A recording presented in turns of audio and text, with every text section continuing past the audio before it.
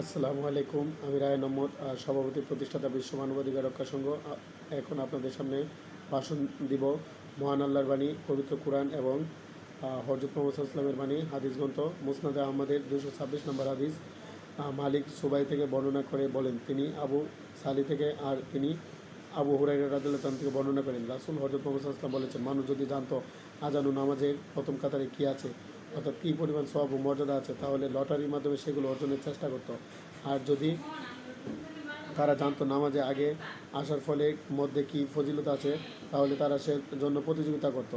আর যদি তারা জানতো ঈশা ও ফজরের নামাজের মধ্যে কী ফজিলত আছে, তাহলে তারা হামাগুড়ি দিয়ে হলেও এ দু উভয়ের দিকে আসতো। আব্দুর রাজ্জাক বলেন, আমি মালিককে বললাম, শব্দটি প্রয়োগ করা কি নিষেধ নয়? তিনি বললেন, আমি যেভাবে শুনেছি সেভাবেই বর্ণনা করেছি। বুখারী, মুসলিম, আবু দাউদ, তিরমিজি, নাসাই শরীফের হাদিস। বুখারী শরীফ মুসনাদ আহমদের 229 নম্বর হাদিস। ইবন মাসউদ রাদিয়াল্লাহু তাআলা বর্ণিত, তিনি বলেন, আমরা কোনো এক সফরে রাসূল হযরত মুহাম্মদ সাল্লাল্লাহু আলাইহি ওয়াসাল্লামের সাথে ছিলাম। তিনি সময় এক ব্যক্তির আল্লাহু আকবার আল্লাহু আকবার আযান ধ্বনি শুনলাম। তখন রাসূল সাল্লাল্লাহু আলাইহি ওয়াসাল্লাম বলেন, স্বভাবগতভাবেই সে তা স্বীকার করেছে। যখন সে আশহাদু আল্লা ইলাহা ইল্লাল্লাহ বলল, তখন রাসূল হযরত মুহাম্মদ সাল্লাল্লাহু আলাইহি ওয়াসাল্লাম বললেন, সে তার জাহান্নাম থেকে বের হলো। তখন আমরা তাকে দেখার জন্য দৌড়ে গেলাম। দেখলাম সে এক পশু পালক। তার নামাজের সময় হলো, তখন সে নামাজের জন্য আজান দিল।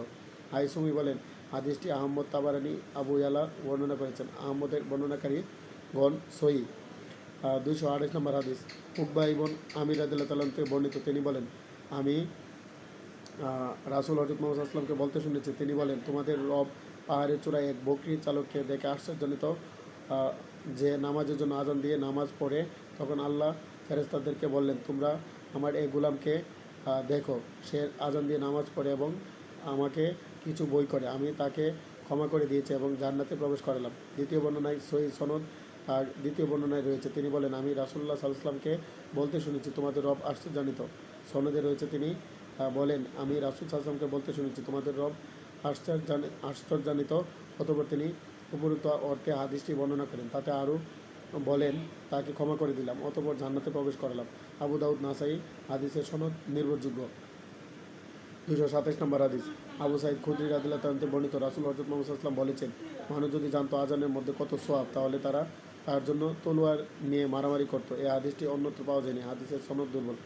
বিশ্বের সকল জীব, প্রাণী ও মানুষের মুক্তির জন্য কাজ চালিয়ে যাব। জাবির ইবন আব্দুল্লাহ রাদিয়াল্লাহু তাআলা থেকে বর্ণিত, রাসূল হযরত মুহাম্মদ সাল্লাল্লাহু আলাইহি ওয়াসাল্লাম বলেছেন, যখন নামাজের জন্য ইকামত দেওয়া হয়, তখন আকাশের দরজা খোলা হয় এবং কবুল করা হয়। আনাস ইবন মালিক রাদিয়াল্লাহু তাআলা থেকে বর্ণিত, তিনি বলেন, রাসূল হযরত মুহাম্মদ সাল্লাল্লাহু আলাইহি ওয়াসাল্লাম বলেছেন, আজান ও ইকামাতের মধ্যবর্তী সময়ে দোয়া প্রত্যাগত হয় না। জাবির ইবনে আব্দুল্লাহ রাদিয়াল্লাহু তাআলা থেকে বর্ণিত, তিনি বলেন, রাসূলুল্লাহ সাল্লাল্লাহু আলাইহি ওয়াসাল্লাম বলেছেন, মুয়াজ্জিন যখন আজান দেয়, তখন শয়তান রাওয়া নামক স্থান পর্যন্ত পালিয়ে যায়। রাওয়া মদিনা থেকে 30 মাইল দূরে অবস্থিত। বেলাল রাদিয়াল্লাহু তাআলা থেকে বর্ণিত, তিনি বলেন, রাসূল হযরত মুহাম্মদ সাল্লাল্লাহু আলাইহি ওয়াসাল্লাম ফজরের নামাজ ব্যতীত অন্য কোনো নামাজে আসসালাতু খায়রুম মিনান নাওম বলতে নিষেধ করেছেন।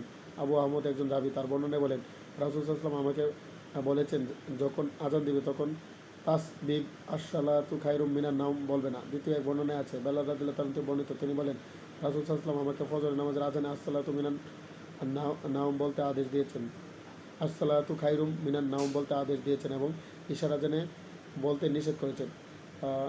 ইবন মাজাহ, তিরমিজি। হাদিসটির সনদ সহিহ।